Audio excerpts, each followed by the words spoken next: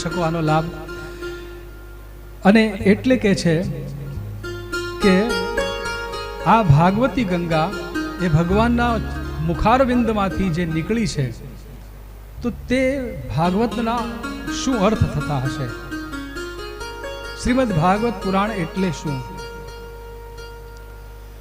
તો પહેલા કહ્યું કે શ્રીમદ ભાગવત અને પછી પુરાણ છે, મહાપુરાણ છે.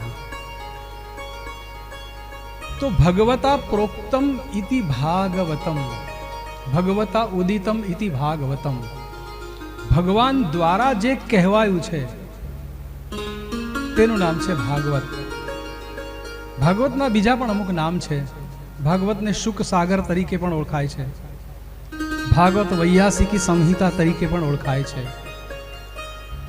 ભાગવતને પારમહંસી સંહિતા તરીકે પણ કહેવાય છે, કારણ કે એમાં બધા પરમહંસો જે ભગવાનના ભક્તો છે તેમના ચરિત્ર છે, એટલે પારમહંસી સંહિતા કહેવાય છે. વ્યાસ મુનિના પુત્ર એટલે વૈયાસિક, એટલે વૈયાસિકી, કારણ કે ભગવાન શુકદેવે આનું વર્ણન કર્યું છે. શુક સાગર પણ એ જ રીતના અર્થમાં છે. એટલે આવા પ્રકારના વિભિન્ન અર્થો પણ એના સ્વીકારાય છે. એને અષ્ટાદશ સહસ્ત્રી સંહિતા પણ કહેવાય છે, કારણ કે અષ્ટ એટલે 8 અને બીજા 10 એટલે 18